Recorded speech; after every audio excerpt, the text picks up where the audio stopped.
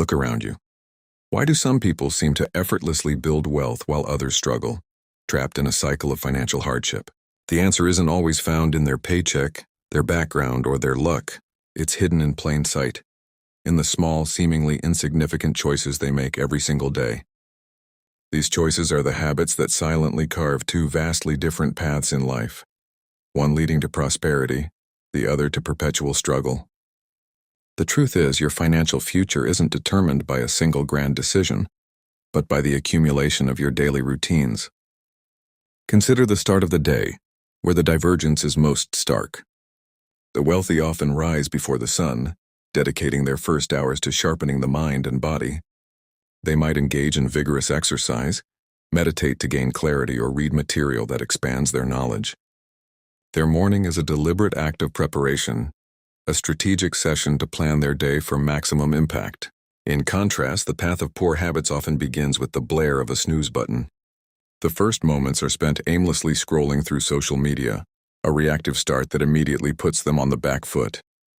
Their morning is a frantic rush, an unplanned and chaotic scramble to catch up with a day that has already started without them. This fundamental difference in approach carries directly into their professional lives. Those with wealth-building habits operate with intention and a focus on growth. They engage in deep, focused work, consistently seek out new skills, and actively network to create opportunities. They view challenges not as roadblocks, but as chances to learn and take calculated risks for greater rewards. On the other hand, poor habits foster a cycle of reaction and stagnation. Procrastination becomes the norm, focus is shattered by constant distractions, and time is spent passively consuming content rather than actively creating value. Instead of seeking growth, they avoid challenges and often resort to blaming external factors for their lack of progress. Nowhere is this divide more evident than in financial management. The rich treat money as a tool for building more wealth, a resource to be managed with care. They live by a budget, make saving and investing a non-negotiable priority, and understand the incredible power of compound interest. Their financial philosophy is rooted in delayed gratification, sacrificing small immediate pleasures for significant long-term security and freedom. Conversely, poor financial habits are defined by consumption and a short-term mindset. Money is spent impulsively, often before it's even earned, leading to a paycheck-to-paycheck existence. Debt accumulates for non-essential items, driven by a powerful desire for immediate gratification that sabotages any hope of a stable financial future. Even leisure time reveals the underlying mindset. For the wealthy, downtime is often an investment in themselves. They read books that educate, pursue hobbies that develop new skills, and seek out mentors who can guide their growth. Their relaxation is purposeful. For those with poor habits, leisure is purely about escape. Hours are lost to mindless scrolling, binge-watching entertainment, and other passive activities. Personal growth is neglected, and time that could be used for self-improvement is often spent complaining or engaging in unproductive distractions. It's the compounding effect of these daily choices that creates such a massive gap over time. A single decision to save instead of spend or to read instead of watch TV seems minor, but repeat that choice every day for a year, for a decade, and the results are monumental.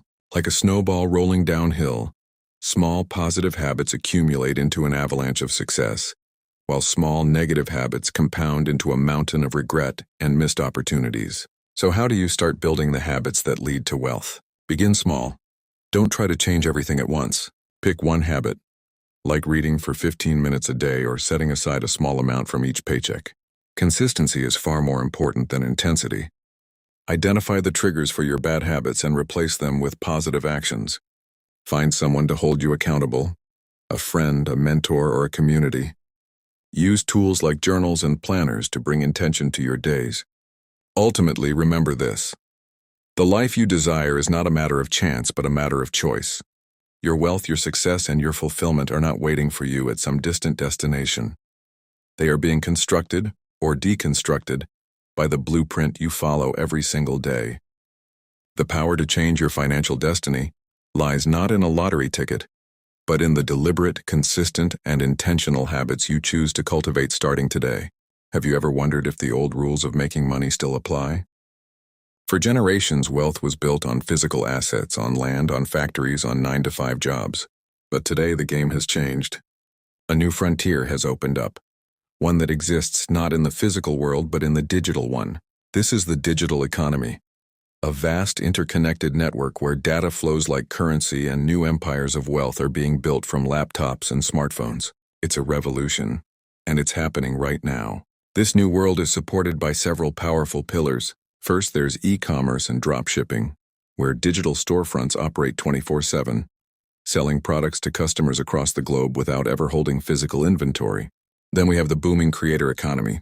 YouTubers, TikTokers, bloggers, and podcasters are turning their passions into professions, earning substantial incomes through audience engagement, brand sponsorships, and the sale of their own digital products.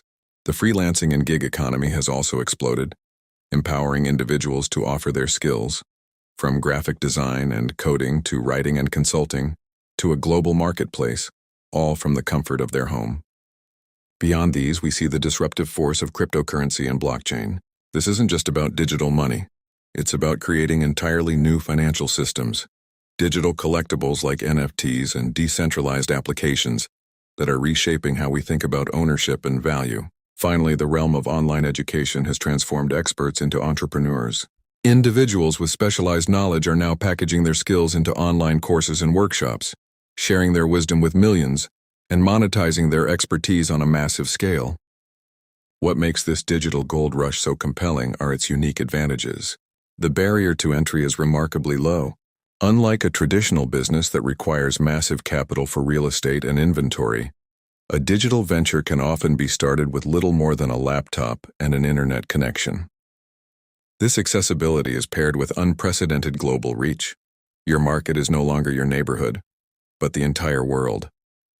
And perhaps most powerfully, digital businesses offer incredible scalability. An online course, a piece of software, or a viral video can be replicated and distributed to millions at minimal extra cost, allowing for exponential growth that was once unimaginable. However, this digital landscape is not without its challenges. The low barrier to entry also means fierce competition, with a crowded marketplace where standing out is a constant struggle. The pace of change is relentless, requiring a commitment to constant learning just to keep up with new platforms, algorithms, and technologies. This non-stop environment can also lead to digital fatigue and burnout, a very real downside to being constantly connected. So how do you navigate this world and build your own digital fortune? The key is strategy. Start by identifying a specific niche. Instead of trying to serve everyone, focus on solving a particular problem for a defined audience. From there, concentrate on building a strong personal brand founded on authenticity and trust. In the digital world, your reputation is your most valuable asset. It's also crucial to diversify your income streams. Don't rely on a single platform or revenue source. A YouTuber might have ad revenue, but also sell merchandise, offer a paid newsletter, and secure sponsorships. Finally, commit to continuous skill development. The tools and trends that are dominant today may be obsolete tomorrow, so adapting and learning is not optional. It's essential for long-term success. The truth is, the digital economy isn't just a fleeting trend.